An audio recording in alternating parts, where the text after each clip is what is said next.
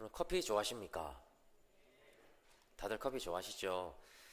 저도 하루에 꼭 한 잔은 커피를 마시는 것 같습니다. 제가 교회 주변을 이렇게 돌아다녀 보니까 이제 과거에 비하면 카페도 굉장히 많이 생겼고요. 최근에는 커피와 관련된 산업들도 과거에 비하면 굉장히 큰 시장이 되었습니다. 주중에 이제 저하고 우리 양 목사님하고 이제 회의를 하면 우리 양 목사님이 꼭 커피를 내려서 줍니다. 안 드셔보셨죠? 얼마나 맛있는지 모릅니다. 부드러우면서도 다양한 맛을 내는 그런 커피를 이렇게 내려서 주십니다. 또 그렇다고 찾아가셔가지고 나도 한 잔 달라 이렇게 하시면 안 되고요. 그게 아무것도 아닌 것 같지만 그 커피 한 잔이 사람을 참 기분 좋게 할 때가 있습니다. 요즘에는 아침에 출근을 해도 커피 한 잔이 생각이 나고 밥을 먹고 나면 꼭 커피를 마셔야 될 것 같고 누군가를 만날 약속이 생기면 카페에서 이렇게 보게 됩니다. 그래서 제가 요즘에 드는 생각은 우리 삶에서 없어서는 안 될 중요한 것 중에 하나가 바로 커피가 되지 않았나 그런 생각마저도 하게 됩니다. 근데 여러분 예전에는 지금처럼 이렇게 카페가 많지 않았습니다. 거의 대부분 이제 집에서 커피를 타서 먹었죠. 지금이야 여러분 아메리카노, 카페라떼, 아인슈페너 이런 세련된 말들이 있지만 그때만 해도 집에서 이렇게 타먹는 달달한 다방 커피가 최고였습니다. 저희 집에도 주방에 있는 찬장에다가 기억하십니까? 맥심 커피, 동서 프리마, 백설 설탕 이렇게 세 가지를 이쁜 통에 담아서 항상 준비를 해 놓았습니다. 그때는 제 동생이 정말 기가 막히게 커피를 잘 탔습니다. 저희 어머니가 식사를 이제 마치고 나시면 항상 커피 담당이 제 동생이었는데요. 이렇게 제 동생을 가만히 보니까 자기만의 비율이 있습니다.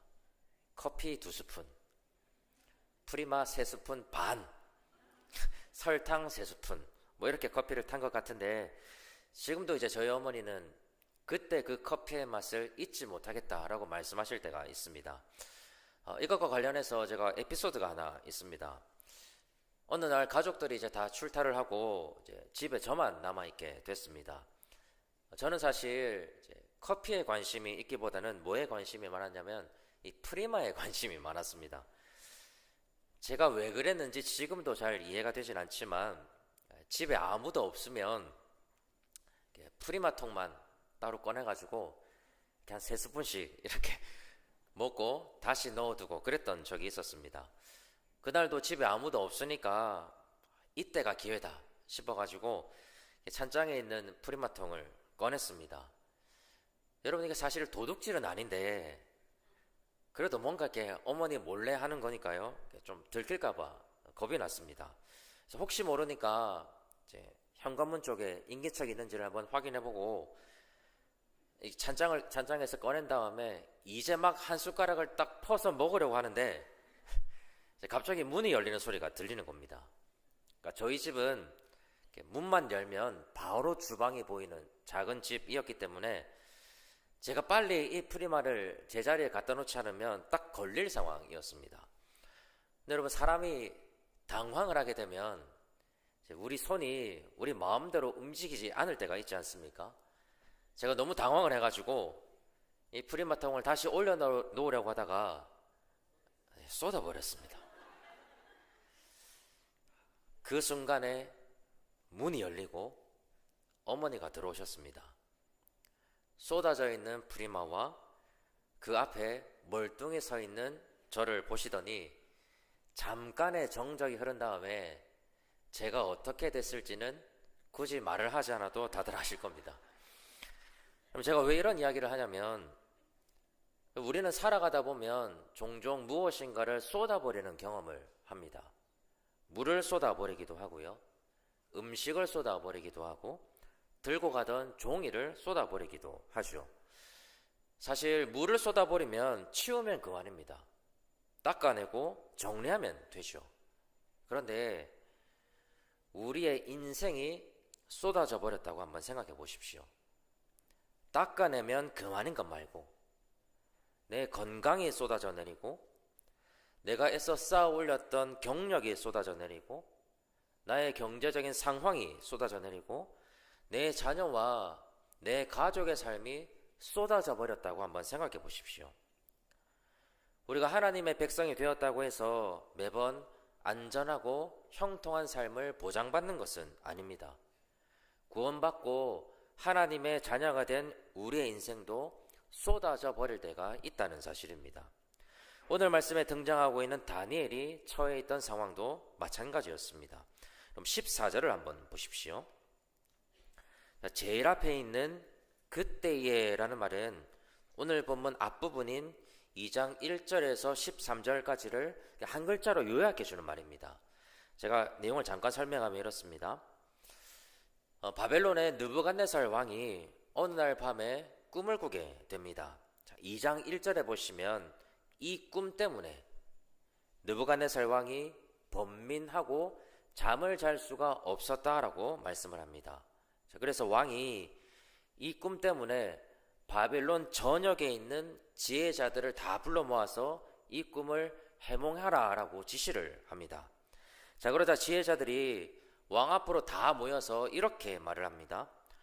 왕이시여, 왕을 번민하게 만들었던 꿈이 어떤 내용이었는지를 우리에게 알려주십시오. 그러면 우리가 그 꿈을 해석해 드리겠습니다. 이렇게 말을 합니다.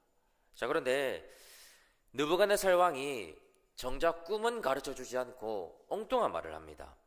이렇게 말을 합니다. 너희들이 정말로 지혜에 통달한 사람들이라면 굳이 내가 꿈을 가르쳐 주지 않아도 너희가 나의 꿈을 알아내는 것이 마땅하다. 그러니 너희는 꿈의 내용이 무엇인지도 말하고 그 꿈이 무엇을 의미하는지도 함께 말하라. 이렇게 엄포를 놓습니다. 여러분, 아무리 왕이지만 이런 억지가 또 어디 있습니까? 꿈의 내용을 알아야 어떻게든 해석을 해줄 텐데 꿈은 가르쳐 주지도 않고 오히려 꿈의 내용까지도 함께 말하라고 하니까 지혜자들도 여간 당황스러운 게 아닙니다. 그래서 여러분 2장 10절과 11절에서 지혜자들이 이렇게 항변을 합니다.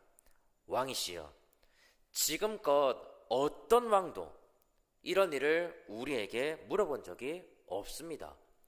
신이 아니고서야 왕이 꾸었던 꿈을 가르쳐 줄 사람은 이 세상에 존재하지 않습니다. 이렇게 이야기를 합니다. 그러자 바벨론의 역사 속에서도 가장 악명 높기로 유명했던 느부갓네살 왕이 이걸 가만히 보고 있을 리가 없습니다. 왕이 자기 마음대로 되지 않으니까요. 2장 12절 한번 보십시오. 왕이 진노하고 통분해서 바벨론에 있는 모든 지혜자들을 다 죽이라고 명령을 내려버립니다. 그럼 지금 이 상황이 다니엘하고 이제 어떤 관계가 있는가 하면요. 여러분 1장 20절 한번 보시겠습니까? 우리 1장 20절 말씀 앞에 화면에 자막이 나와 있습니다. 우리 같이 한번 읽어보겠습니다. 시작.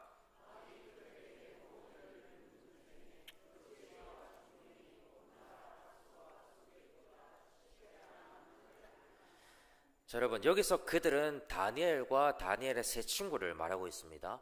자, 방금 읽은 말씀은 느부갓네살 왕이 다니엘과 다니엘의 친구들은 바벨론에 있는 모든 박수와 술객, 자, 그러니까 바벨론의 모든 지혜자들보다는 10배나 지혜로운 사람으로 여겼다는 의미입니다. 자, 그렇기 때문에 바벨론의 지혜자를 죽이라 라고 하는 명령이 떨어지면 여러분 누가 제거 대상 1번이 되겠습니까?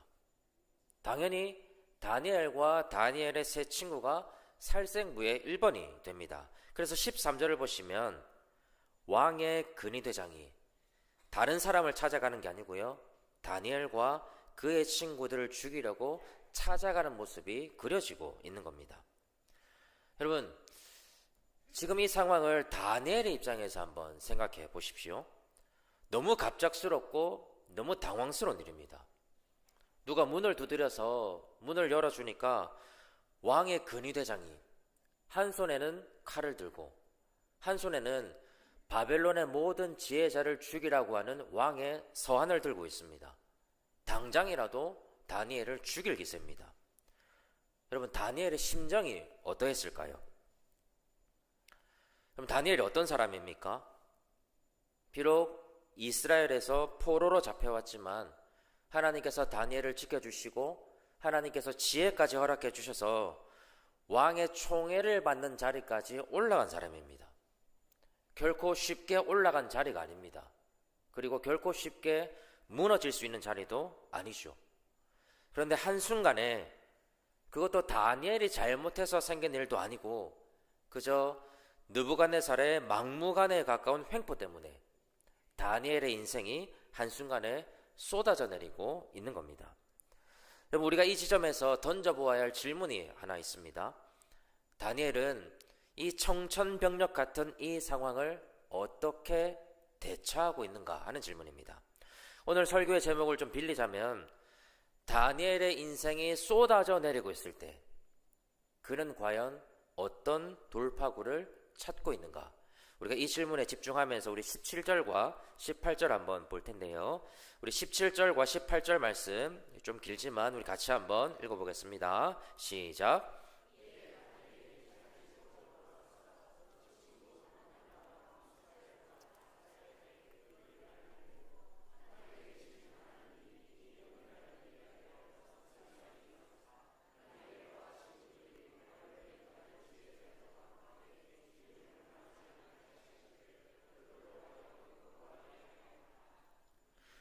여러분, 이 두 구절이 우리에게 주는 메시지는 너무나도 명료합니다.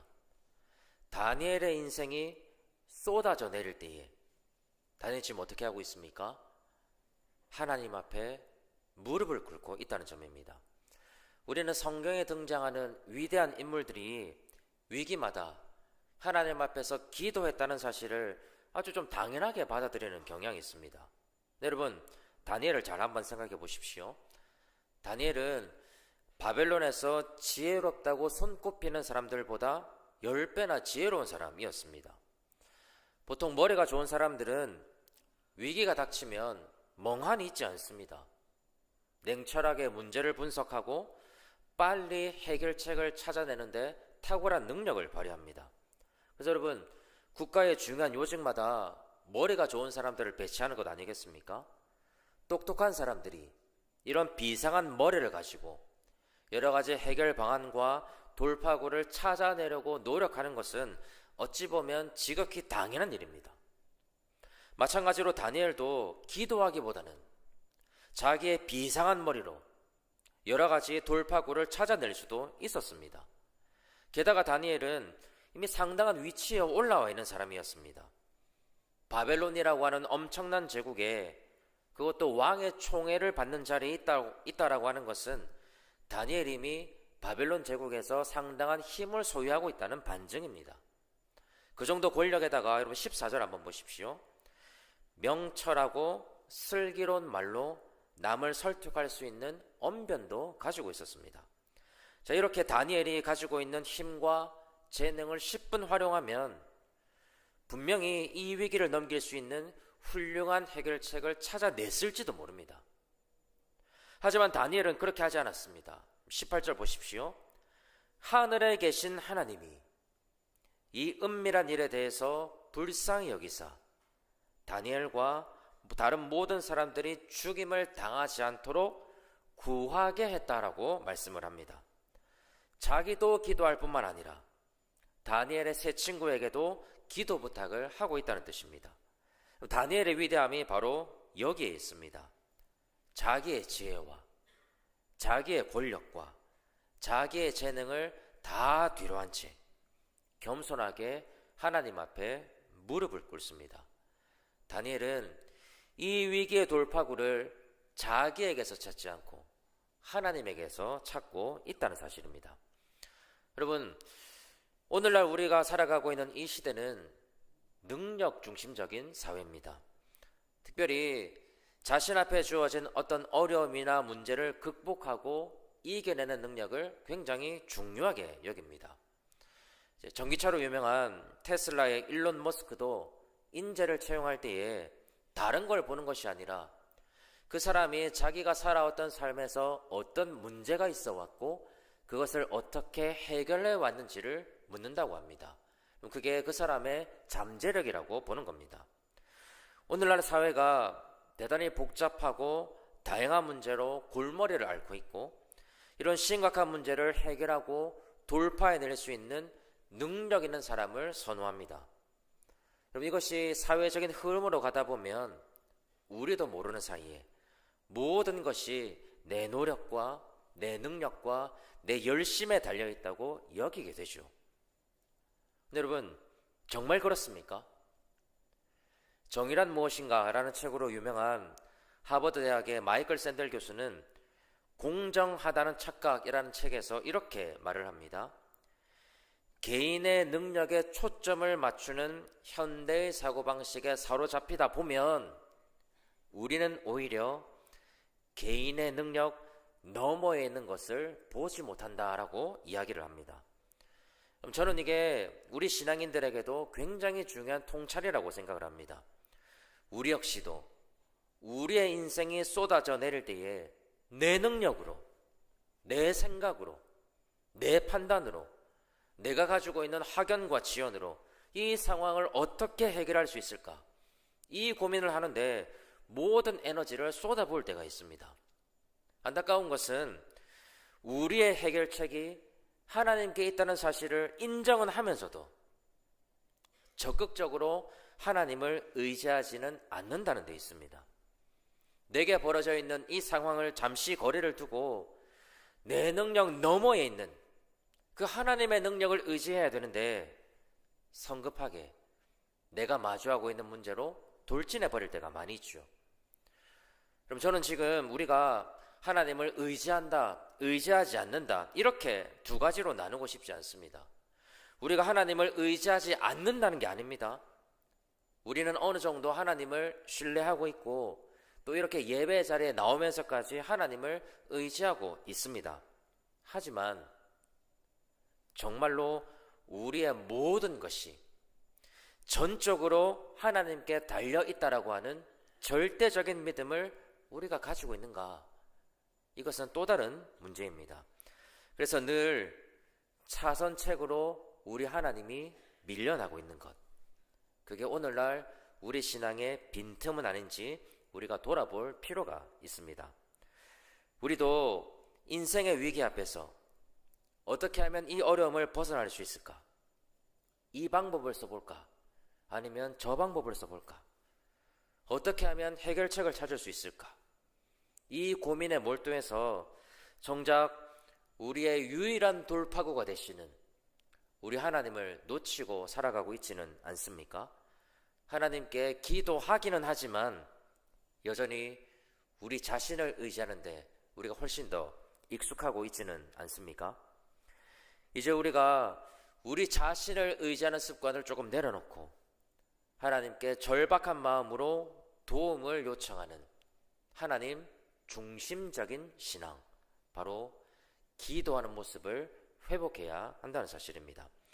그런 의미에서 기도는 나의 연약함을 고백하는 행위입니다. 하나님 앞에 무릎을 꿇고 두 손을 들면서 진정으로 나에게는 이 문제를 해결할 수 있는 능력이 없음을 고백하는 것이 기도입니다. 그 대신에 하나님은 할 수 있다는 것을, 하나님이 해결책이 될 수 있다는 것을, 그래서 결국에는 하나님만이 우리의 유일한 도움이 되신다는 사실을 믿음으로 고백하는 행위가 바로 우리의 기도라는 점입니다. 그래서 기도가 없는 인생은 자기 중심적이 될 수밖에 없습니다. 반면에 기도로 충만한 사람은 자기의 연약함을 고백하지만 하나님의 강함을 힘입어서 살아가는 사람들입니다. 기도하는 사람은 자기의 무능함을 고백하지만 하나님의 전능함을 소유하는 사람이 된다는 사실입니다. 이렇게 우리가 기도로 우리의 연약함과 무능함을 고백하게 될 때 비로소 우리에게 찾아오는 소망이 하나 있습니다. 우리의 인생에 쏟아져서 막막하고 답답하고 한 치 앞도 내다볼 수가 없을 때에 내가 생각하고 내가 계획하고 내가 추구했던 나의 돌파구는 점점 더 뒤로 밀려나고 그 자리에 하나님의 돌파구가 드러나기 시작합니다. 내 힘과 내 능력은 희미해지고 하나님의 힘과 하나님의 능력이 우리 삶을 지배합니다.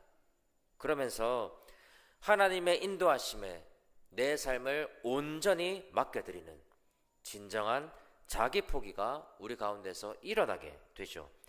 그래서 기도는 하나님의 도우심을 얻을 수 있는 귀한 통로, 그 정도로 우리가 해석할 수 있는 것이 아니라 나를 내려놓음과 동시에 하나님을 더욱더 의존할 수 있도록 도와주는, 그래서 우리 인생을 한층 더 성숙하게 만드는 촉매제로 작용하게 된다는 점입니다. 사랑하는 여러분, 우리의 삶이 쏟아져 내리는 것 같을 때에 기도의 돌파구를 마련하시기를 바랍니다. 다니엘처럼 위기에 처한 급박한 상황에서 다른 돌파구를 마련하려고 노력하기 전에, 현실적으로 반응하려고 노력하기 전에 가장 먼저 하나님 앞으로 나아가시기 바랍니다. 기도함으로 하나님 앞에 끈질기게 매달리시면 좋겠습니다. 여러분의 건강에 문제가 있습니까? 하나님께서 돌파구가 되실 줄 믿습니다. 여러분의 가정에 어려움이 있습니까? 하나님께서 해결책이 되실 줄 믿습니다. 직장에서 또 여러분이 처한 삶의 현장에서 여러 가지 갈등이 있으십니까? 하나님께서 모든 풍랑을 잔잔하게 하실 줄 믿습니다. 제가 또 이렇게 말씀을 드리면 또 오해하시는 분들이 계십니다. 몸이 아프면 병원도 가지 말고, 문제가 생겨도 아무것도 하지 말고 무조건 기도만 해야 된다. 여러분, 이런 뜻이 아닙니다. 우선순위의 문제입니다. 다른 해결책을 찾기 전에, 다른 돌파구를 마련하기 전에 하나님 앞으로 나아가서 하나님의 돌파구가 열리도록 기도하고 부르짖고 매달려야 한다는 뜻입니다. 나의 비상한 지혜와 경험으로 돌파구를 다 마련해 놓고 내가 생각하는 대로, 내가 계획하는 대로 하나님께서 움직여 주시기를 기도하는 것은 여러분 올바른 신앙이라고 볼 수 없습니다. 그것은 내가 주도하는 것이고 하나님을 도구화시킬 수 있는 위험이 따릅니다. 여러분, 우리의 인생 우리의 것이 아닙니다. 하나님이 주도하시는 길을 우리가 따라 걸어가는 것이 창조의 질서이고 하나님 백성의 참된 자세입니다. 우리 교회도 마찬가지겠죠. 제가 다시 한번 말씀을 드리지만 여러분, 우리 교회에 담임 목사가 부임했다는 것이 해결책이 되지 않습니다. 저는 우리 교회의 돌파구가 되지 못합니다. 그런데 왜 저를 이곳으로 보내셨을까? 주님께서 피로 값주고 사신 영광스러운 우리 교회로 저를 불러주셨는데 저의 역할과 제가 해야 될 일이 무엇일까? 생각하면 할수록 무거운 책임감을 느끼게 됩니다. 그래서 여러분, 새벽마다 하나님 앞에 간절한 마음으로 기도하게 되죠. 하나님, 저의 무능함을 봅니다. 하나님, 저의 자질 없음을 봅니다. 하나님, 저의 부족함을 봅니다. 그래서 하나님 앞에 기도합니다. 저의 무능함을 하나님의 능력으로 채워주시고 저의 부족함을 하나님의 전능함으로 더딥혀 주십시오. 그래서 하나님, 제가 아니라 하나님께서 우리 교회의 돌파구가 되어 주십시오. 함께 나그네 된 여러분, 우리의 유일한 돌파구는 하나님이십니다. 때로는 눈에 보이지 않는 하나님께 기도하는 것이 우리의 마음을 답답하게 할 때가 분명히 있을 겁니다. 이렇게 기도만 해서는 안 될 것 같다는 두려운 마음이 우리를 집어삼킬 때가 분명히 있을 겁니다. 기도한다고 한들 답이 있을까? 이런 의문이 생길 때도 있을 겁니다. 때로는 끊임없이 기도하는데도 침묵하시는 하나님 때문에 낙심이 생길 때도 있을 겁니다. 그렇지만 여러분, 꼭 기억하십시오. 하나님께서 우리보다 앞서 가셔서 지금도 일하고 계십니다. 무소부재하시고 전지전능하신 하나님께서 우리의 문제를, 우리의 인생을, 우리의 상황을 하나하나 주목하고 계시고 우리를 반드시 주님의 선한 길로 인도해 주실 줄 믿습니다. 저와 여러분이 해야 할 일은 사방으로 꽉 막힌 것 같은 답답하고 괴로운 상황에서 어떻게 하면 이 문제가 풀릴 수 있을지 나의 머리를 굴리고 내 인맥을 동원하고 내가 가진 것들을 다 사용하기 전에 세상 모든 것을 주관하시고 섭리하시는 하나님께서 내 인생의 돌파구가 되어 주시기를 겸손하게 엎드리며 기도해야 한다는 사실입니다. 여러분 특별히 19절을 한번 보실까요? 자, 19절에 보시면 다니엘과 세 명의 친구들이 이제 하나님 앞에 기도합니다. 자, 그러자 하나님의 돌파구가 열리기 시작하죠. 하나님께서 느부갓네살이 꾸었던 꿈을 다니엘에게 환상으로 보여주시면서 다니엘의 기도가 응답이 되고 있고 죽음의 위기에서 벗어나고 있습니다. 그래서 19절 마지막에 보면 반전이 일어나고 있죠. 바로 얼마 전까지만 해도 인생이 쏟아져 내려서 근심과 걱정이 가득하고 불안하고 위태로워 보였던 다니엘이 이제는 즐겁게 하나님을 찬송하고 있습니다. 하나님의 돌파구를 찾는 사람에게 부어주시는 하나님의 축복이 바로 이런 겁니다. 내가 죽을 것 같고 내 인생이 끝나버린 것 같은 그 절망스러운 상황이 하나님이 주시는 찬송과 기쁨과 감사로 변하게 됩니다. 하나님은 진정으로 하나님의 돌파구를 찾는 사람에게 슬픔이 기쁨으로 변하게 하시고 하나님의 평안과 위로를 허락해 주신다는 사실입니다. 사랑하는 여러분, 하나님께서 우리에게 주고자 하시는 진짜 축복이 무엇이라고 생각하십니까? 우리에게 무엇이 있어야 하나님께서 우리를 축복하셨다고 우리 말할 수 있을까요? 굳이 남들에게 자랑할 만한 세상의 것이 있어야만 우리 축복이라고 이야기할 수 있겠습니까? 남들은 얻지 못하는 크고 신비한 일들이 우리에게 있어야만 우리는 하나님 앞에서 복받은 인생이라고 이야기할 수 있겠습니까? 여러분, 그렇지 않습니다. 저는 하나님의 축복이 그렇게 거창한 것이라고 생각하지 않습니다.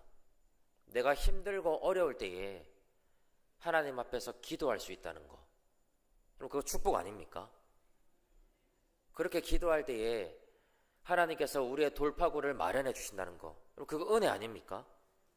당장의 응답이 없어도 하나님의 돌파구로 우리를 인도해 주신다는 믿음을 가지는 거, 그게 우리에게 주어지는 기쁨과 평안이 아니겠습니까? 그렇게 보면 우리는 이미 풍성한 축복 아래 거하는 행복한 사람들입니다. 저는 한 번씩 우리 인생이 참 미련하다는 생각을 할 때가 있습니다. 혹시 핸드폰을 손에 쥐고 있으면서 핸드폰이 어디에 있는지 찾아보신 적 있으십니까? 있으시죠? 저만 바보 만드시는 거 아니죠?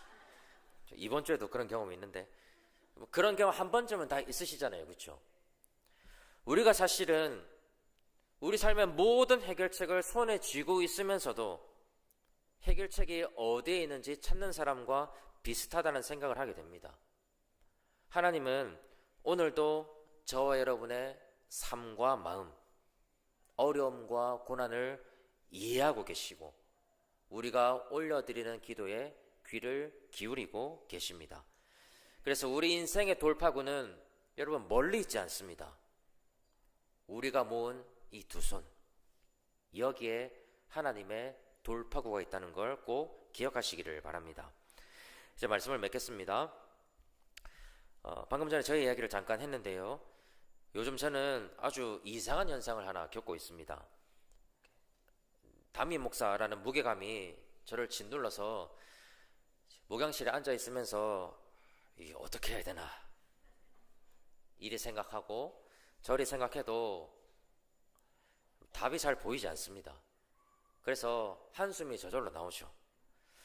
동시에 내가 하는 게 아니라 하나님이 하신다, 내가 아니라 하나님이 돌파구가 되신다, 이 마음 때문에 흘러나왔던 한숨이 저를 집어삼키는 게 아니라 그 한숨이 감사함으로, 신뢰함으로, 기대감으로 변하게 됩니다. 우리 인생에 쏟아져 버린 일들을 우리는 피할 수 없지만 그것이 우리 인생을 집어삼킬 수는 없습니다. 돌파구가 되시는 우리 하나님을 붙들고 하나님 앞에 꼭 기도하시기를 바랍니다. 여러분, 그리하여서 우리 인생을 선하게 이끌어 가시는 우리 하나님을 끝내는 경험하시고 우리의 슬픔과 눈물이 하나님이 주시는 평안과 기쁨으로 놀랍도록 변화되어서 하나님을 즐거이 찬송하면서 살아갈 수 있는 귀하고 복된 하나님의 사람들이 다 되시기를 주님의 이름으로 간절히